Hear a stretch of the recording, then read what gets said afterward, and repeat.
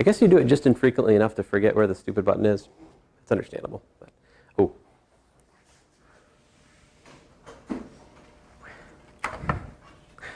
I'll begin with a word of prayer. So, dear Heavenly Father, we thank you for this day. I thank you for the students. Just pray that you'd bless this class this summer, that we just make the most of the time, Lord, and that you give the students understanding each day and give them the courage to ask the right questions to learn what they need. Lord, in your name I pray. Amen. And then there were 8. All right. Okay, so let's see here. I will not call the roster because I don't want to put your names on the silly video. But let me let's look at the course page here for just a minute, and then I'll get into the material before too long. So as you guys know, I posted the lecture notes and course content, right? And so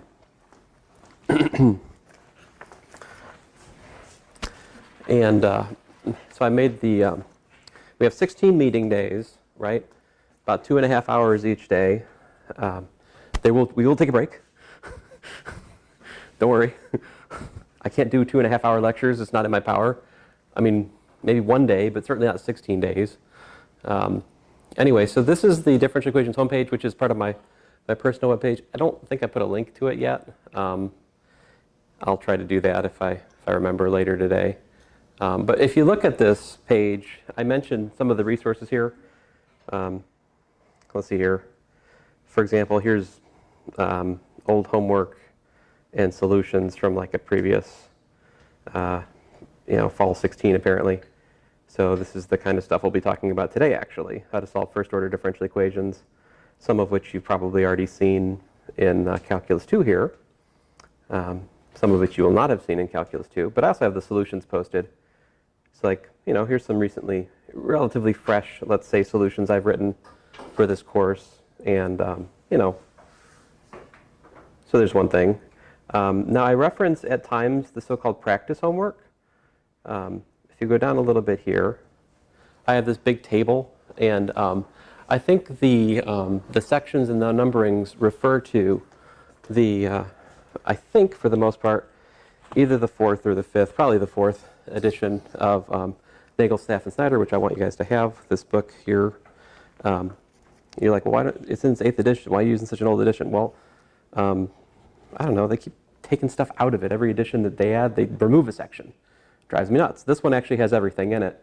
So as a point of reference, I don't cover everything in it, right? But it's nice to have the book which actually has all the material in it for your reference. And besides, it's not too expensive. And it's been a very good book since it's like, I don't know, 2nd or 3rd edition probably. One of the editors on this book is a very famous and well-known, careful mathematician.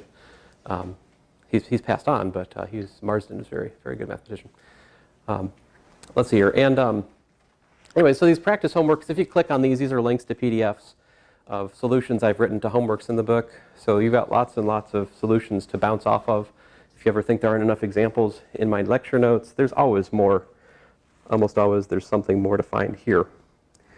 Go down a bit. So these are my old course notes. So if you click on these predate the ones that I posted in course content. They're handwritten. Certainly these are the sort of first edition of my notes, and so these led to the ones that I posted in course content. So sometimes you go back and look at this, you get more of, well, a less educated view, really.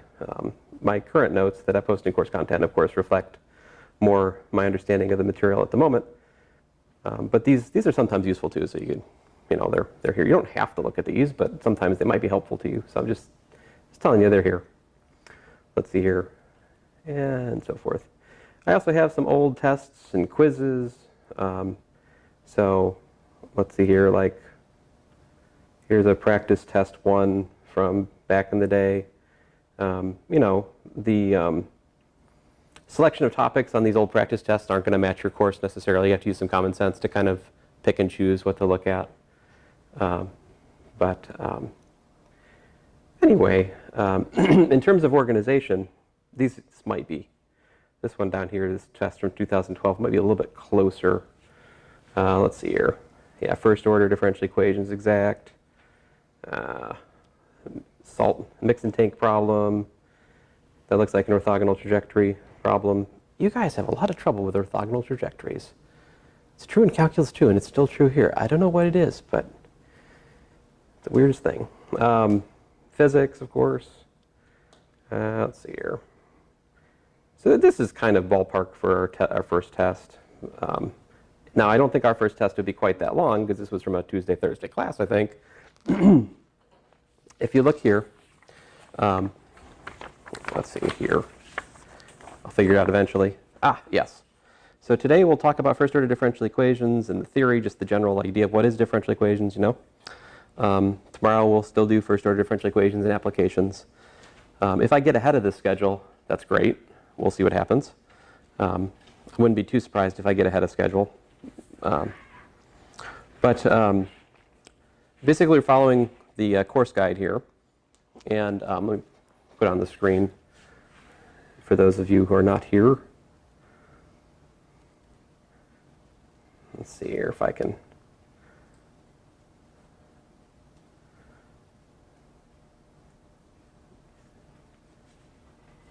All right. So basically, we have quiz 1 is posted on when? Wednesday. And it's due when? Thursday. So you'll have a day to do quiz 1. Now, what's quiz 1? Is a take-home quiz. It's not going to happen in class. Class time is precious. We need all of it for me blathering on about differential equations and you asking me questions and stuff like that.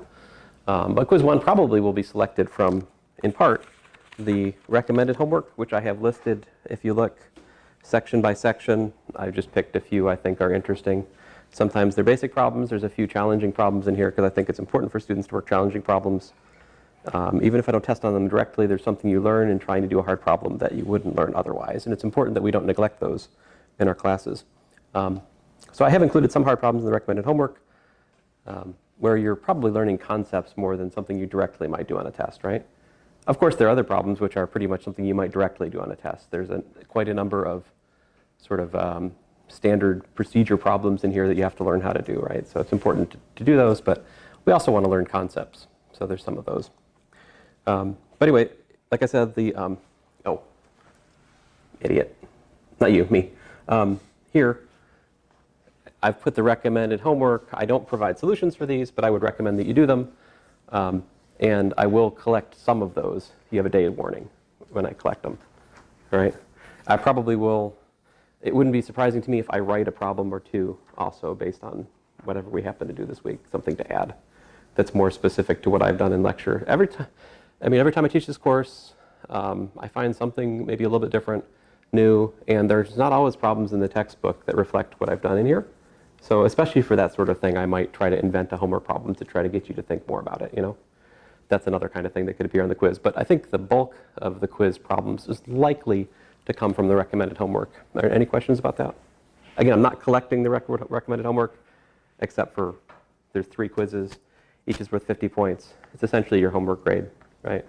For those of you who are not here, who are taking it, at a distance, you need to find a way to scan your work as a PDF and send it to me by the start of class on the day that it's collected. So like, let's see, it's due start of class 6:15. So for those of you who are away from here, I should have in my inbox your quiz 1 solution, right? By the start of class on that day.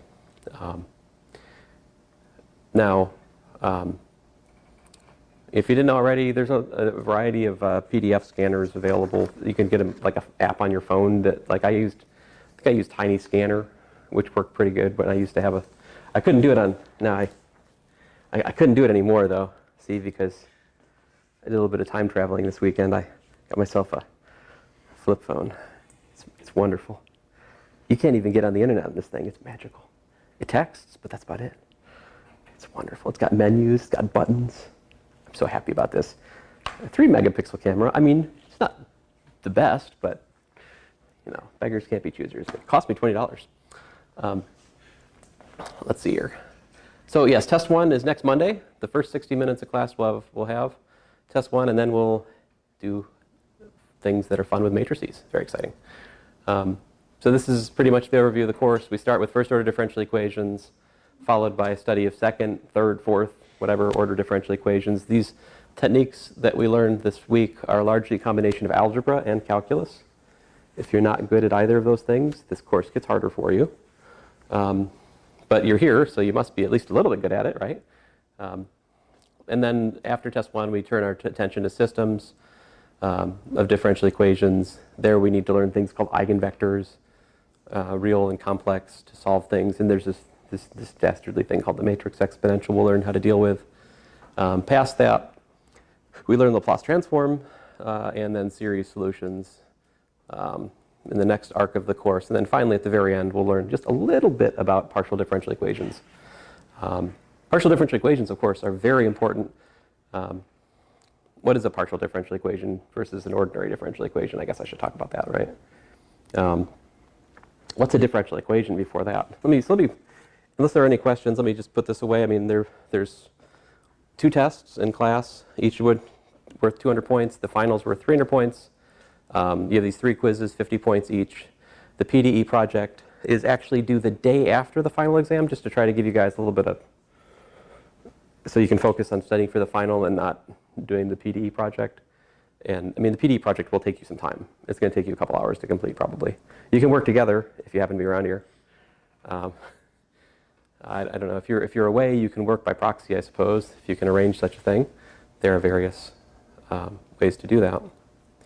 But the PDE project will be due the July 7th. I hope that's okay for everybody. I know officially the course ends July 6th, but if it's okay with you, it's okay with me. We can work a day after the end, right? It's in your interest.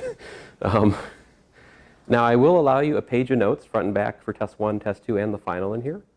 All right. In the past, I've said I'll provide a page of Laplace transforms. I'm not saying that for you guys. It's up to you to collect the formulas you need for the Laplace transform exam. I do have an old Laplace transform sheet when we get there that I'll probably hand out in here, and you guys can look at it. But maybe you should take that and write it out for yourself, what you think is important. There's really no substitute for practice. I mean, you just got to work problems, right? And you got to ask me questions when you get stuck on something. That's how this works, right? I mean, you can't like absorb differential equations from watching me do it. I mean, it'll get you started, but it's not the end of it, right? I'm not telling you anything terribly surprising, right? No one expects to go to like a recital for piano and then like walk away a concert pianist, right? I mean, you have to practice and do it for yourself, right? Listening is not the same as doing or watching. Like I've watched The Matrix many, many times, but I still am unable to defeat any agents or bend that way, really. Let's see here, what else should I tell you? I'm probably wasting our time at this point, just to make sure I'm not forgetting anything. Oh yes, for those of you who are away from here, I do need test 1, test 2, and final exam to be proctored by a human in real time, right? This human should be a human, like a testing center, all right? So local community college or, local, just a small college. Every college has some testing center. Most of them are open in the summer too, so you should be able to find a place to get them proctored for a small fee, probably. And so you need to figure that out soon and email me about it within the next 2 days. Otherwise, we're going to have a problem because I don't know how to give you tests. And if I can't give you tests, then I just don't know what to do. So there's that. Now, for you who are here, I will proctor your exam for free. It's a service I provide, right? So I'm sorry we have these terrible, awful little desks to work on, but, it's where we got assigned. So, what can I do? I mean, if you want to bring a table from home to work on, I wouldn't object. I mean, but all right, I think that's it in terms of course organization. I've even put, if you, I left it as a Word document just to make sure the links worked. I mean, and you can also edit it. So sometimes I've made something like really, really small. And that's not so much because I expect you to read it, just because I wanted to fit it into a table without the table getting huge. And so I just used stupidly small font. But basically, these are just links to those practice homeworks I have mentioned. Yeah. And so there's some fine print here and there. Oh, before I forget, yes. I've taught this course before a few times. And I've taped it twice, one in fall 16 and one last semester. So those complete playlists are up here on my YouTube channel. Sometimes those are helpful if you want to get ahead. If you want to just like look at what are we doing tomorrow, you might be able to click on there and look at some examples. It might be helpful. I don't know. Depends on how you want to do it. But those are there, the whole course, 2 times. And then this link will be what I'm adding to this semester, which is not so relevant to you guys, but will be relevant to those who are not here, of course. But all right, so there's that. Put this away. Now, at the moment, I haven't had a chance to update the course website. So if you look at these lecture notes, these are not the ones I have posted in course content. Actually, the ones I have posted in course content are a little bit fresher. I have. So here's the lecture notes. I more or less follow these for my lectures. Actually, I don't know if I even do that. These are closer to what I do in lecture, but what I actually will do in lecture will be follow my heart, and wherever it takes us, that's where we'll go. But so these are, I retooled these especially for you guys.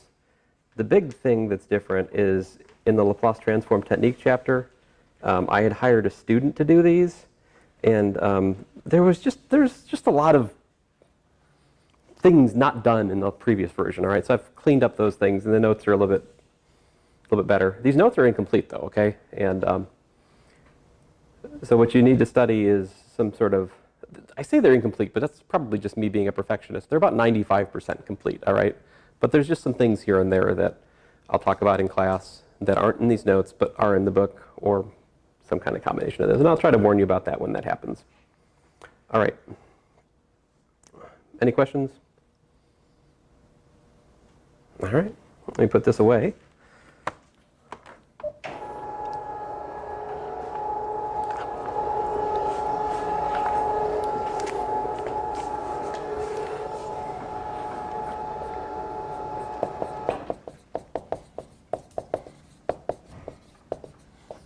So let's get into the material then. So first of all, just a few words, not too many, really, on terminology. I used to spend about an hour for this material, but after I get done with the hour, I kind of regret it. So I've tried to compress this down a little bit because you'll pick up the terminology as we go, and you don't really understand the words I'm using right now until you really see a bunch of examples anyway. But just so we're on the same page, ODE stands for ordinary differential equation. All right. A PDE stands for partial differential equation. What's the difference between these two things? By the way, I'm going to stop writing differential equation and just write this for obvious reasons. An ordinary differential equation involves one independent variable. All right. Usually that independent variable we use is time, or sometimes x. A partial differential equation, on the other hand, involves several independent variables. All right. So a good example of an ordinary differential equation would be something like, how about this? D squared r dt squared equals to the net force. You may recognize this. Oh, I'm missing something, aren't I? We have this pesky physics 231 prerequisite for this class, right? So here, let me make good on that. This says what?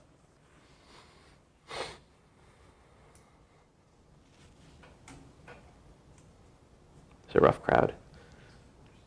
That's the net force on the right-hand side, and on the left-hand side, the mass times the acceleration, right?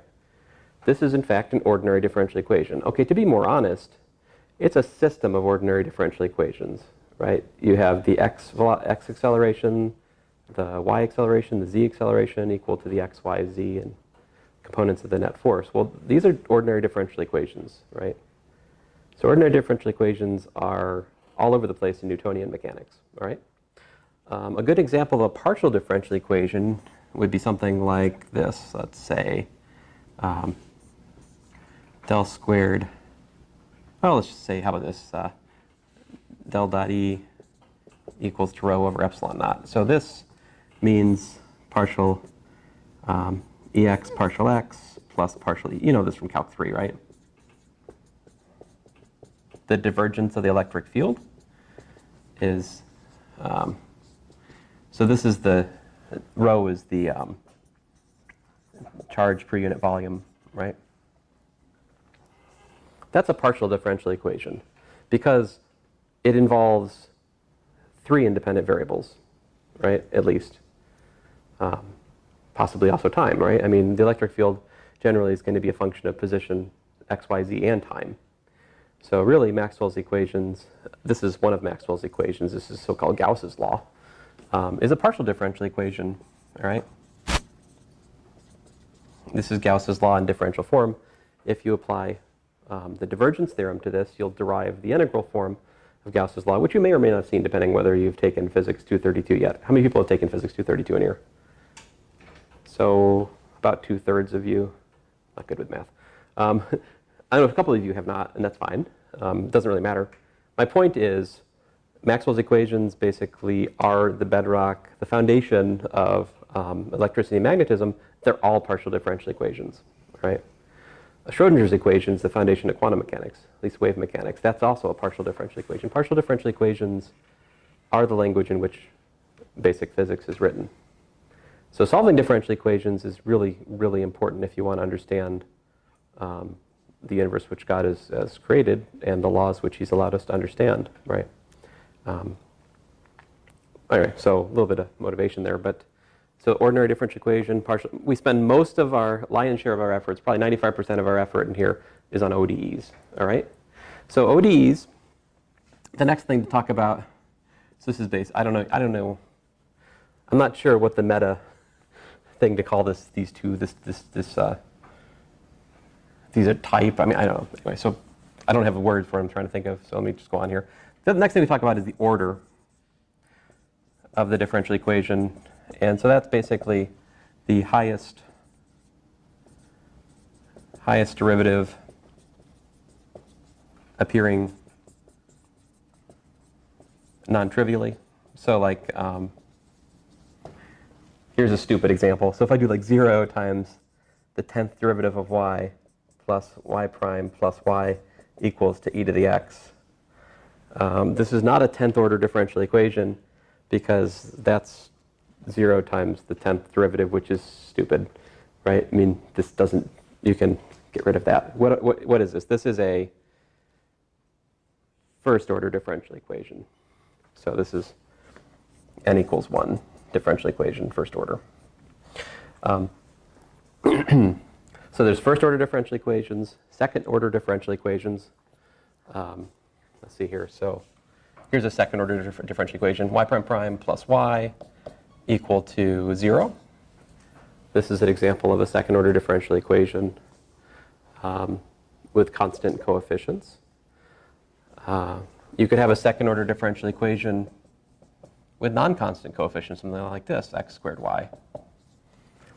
So the first one there we'll learn how to solve this week. The second one we'll wait until later. We need something called, we need series methods to tackle the second problem. It's not something that's as easily solved, all right? These are both what are called linear differential equations. A linear differential equation,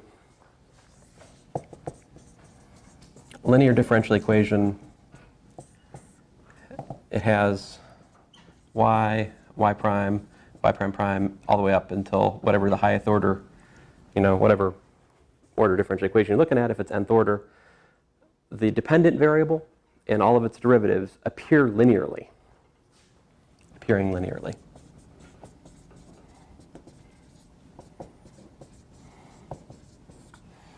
So, for example, these are both linear. All right. They're also homogeneous. The reason for that is that we have zeros here. All right. A non-homogeneous differential equation, if I want to make it non-homogeneous, I wrote one of those over here. This guy right here is non-homogeneous. See, because basically the thing is you arrange the dependent variable, its derivatives on one side, and you have something non-zero on the other side. That's a non-homogeneous differential equation, all right? We'll learn how to solve both homogeneous and non-homogeneous. For higher order differential equations, the technique which is used for one and the other is a little bit interesting. Basically, we learned that first you solve the homogeneous case, then you use that to solve the non-homogeneous case. In the first order case, first order differential equation, it's kind of a different ballgame. What we're doing today, once I get past this initial terminology arc of the course, you'll see that what we're doing really is almost just calculus again. So we don't really need anything too sneaky. The sneaky stuff starts about Wednesday, all right? Maybe Tuesday. Okay. What's a nonlinear differential equation? Obviously, question you might wonder. Something like this. Or these would be nonlinear differential equations. They have some dependent variable or its derivative appearing in a nonlinear fashion. Here'd be another one. If you had like y prime plus the sine of y, this would be nonlinear. These kinds of differential equations we know less about. Solving nonlinear differential equations is more subtle. Really, a qualitative analysis is more what you want to do. We will solve some nonlinear differential equations in the first order case today. It's pretty much just n equals, the first order case is the only case where you can really deal with the nonlinear case. All right, one last thing and then we'll be done with this terminology bit. What's our goal in differential equations, right? We have one major central theme to this course is we're looking to find solutions to differential equations, right?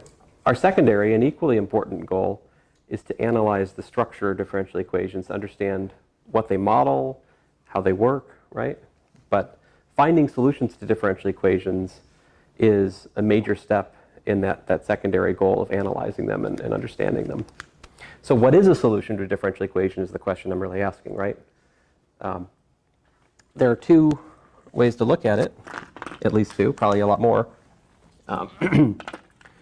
So let's see here.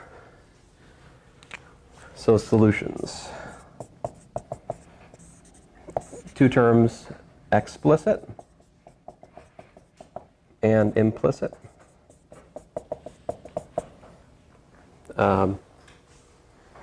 And then in both cases, these can stem into general or like an initial value problem.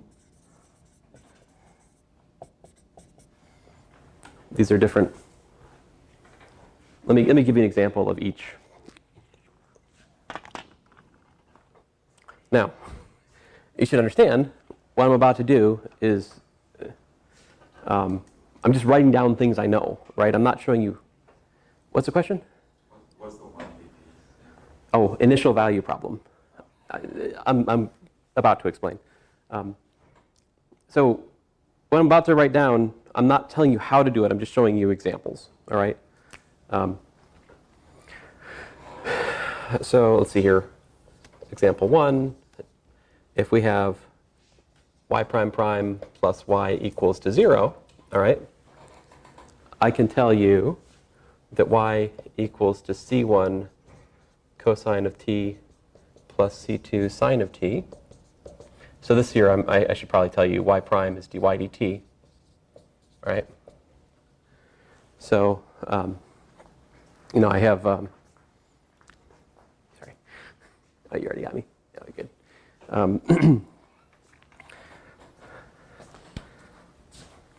So this is the general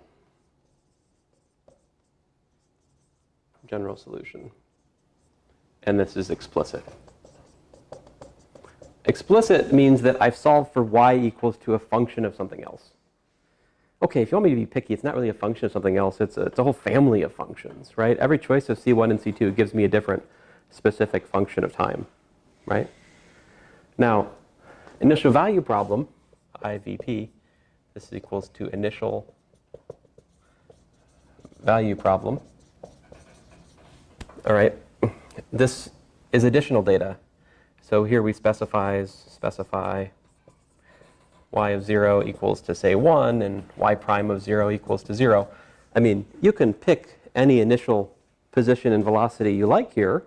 That would give you, that paired with the differential equation is what's called an initial value problem. All right. So the initial value problem, I'm not going to have the C1 and C2 in the answer. I'm going to pick a specific choice of C1 and C2.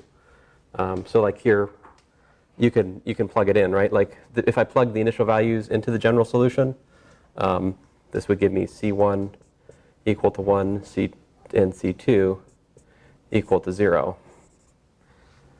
I'm sorry, let me put an in-between step here. Y of 0 is what? Like C1 cosine of 0 plus C2 sine of 0 equals 1. And over here we'd have minus C1 sine of 0 plus C2 cosine of 0 equal to 0. Differentiating and then evaluating.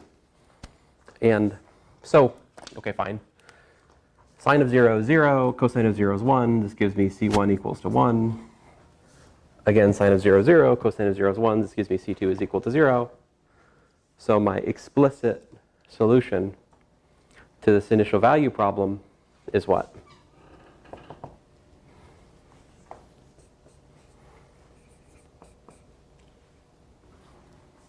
Just cosine t, all right? There you go. So the explicit solution to an initial value problem should just be a single function of your independent variable, all right? So there's the distinction between general and initial. The general solution should have as many parameters as the order of the differential equation. So today we'll be solving first order differential equations. We're just going to have one parameter in our general solution. Later this week when we solve second or third or fourth order differential equations, we'll have 2, 3, or 4 constants in the solution. All right. Now, let's see here. To give you a sense of the implicit thing, if I had, let's say, I don't know, let's say 2x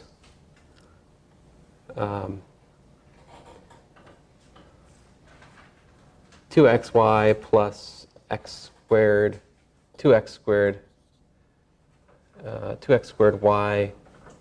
I'm sorry, I'm still not. I'm sorry, I'm an idiot. Let me, let's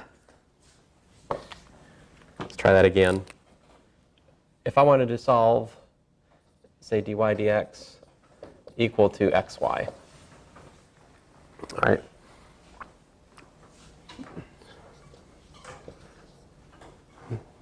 So I'm gonna illustrate, and I'll make it a y squared just to make it more fun.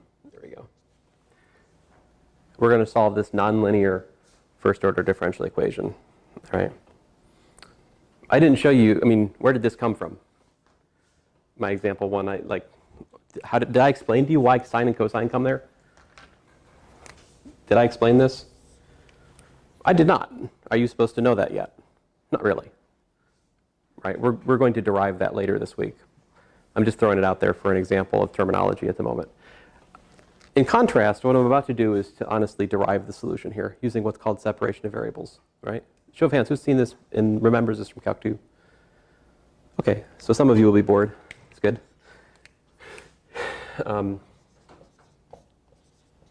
So dy over y squared is equal to x dx. So I separate the variables. I integrate both sides. This gives me minus 1 over y equals to 1/2 x squared plus a constant. Now, you got to put the constant somewhere. We could put it on both sides or one side. It's, whoa, cool. This reminds me of my phone. But yeah, this is not an explicit solution, right? At this point, what you got right here, put a box around it. This is the implicit general solution.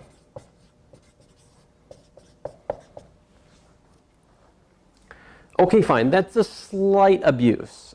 When I talk about the general solution, I really want to include all possible solutions to the differential equation, right? So sometimes I will tell students that if I was to be a rapper, then my name would be extraneous G, because I'm not even in the solution set, you know? I mean, no. Oh, yeah. Well, this is in the solution set, so maybe it's not a relevant comment.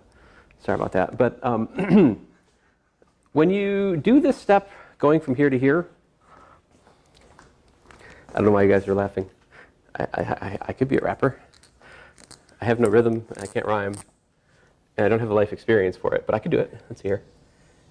Let's see here. I'll find something to complain about and convince people I'm downtrodden. Let's see here. That's not true.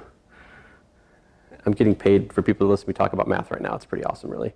But so going from here to here, this only makes sense if y is not equal to 0, right? Because I'm dividing by y. So anytime you make a step like that, you might be losing that very special y equals to 0 solution, right? So this and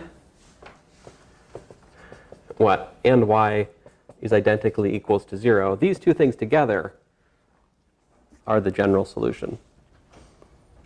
Now this actually is explicit, because I'm writing y as an explicit function of x. In this case, a boring function, just 0, but still a function. The reason it's general is I'm allowing for all possible, basically all possible initial conditions, right? Now, if you give me an initial condition, right, so this was a second order problem. I needed two initial conditions. I needed an initial position and initial velocity, right? This is a first order problem. One initial condition will suffice. Okay? But this is the general solution. Why is that implicit? Implicit because I haven't solved for y. Right? So to find the explicit here, it's just y is equal to minus 1 over, 1/2 x squared plus c. There you go. This is the, this paired with that. This is the explicit general solution, all right? Not telling you anything terribly exciting, but on the test, if I tell you find the explicit solution, I want you to solve for y. All right? If I just say find the solution, that gives you license to not solve for y. In my book, an implicit solution is a solution. There are lots of differential equations where you can find an implicit solution, but you just don't have the algebraic know-how to solve for y. There's lots of differential equations we can solve and yet not solve for y. And an equation is still a solution. It still describes the relation between y and x in a meaningful way, which is useful to us, right? This could be conservation of energy or something. It could be something very interesting from a physical perspective, right? Equations are also interesting, not just functions. All right, so that's it. That's the start.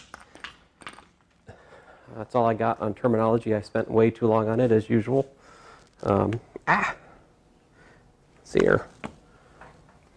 So with that, we'll take a short recess, maybe 5 minutes, and then we'll start again. I just want to try to get that uploading. And when we come back, what we'll do is we'll cover the 3 methods to solve first-order differential equations: separation of variables, the integrating factor method, and exact equations. These are 3 major tools. Past that, there's substitutions. We'll see where we get to today. All right, guys? So let's break for 5, and then we'll start again. Let's trade that 5 for, let's start at 11:45. That's 8 minutes. That's better. Okay? Thanks, guys.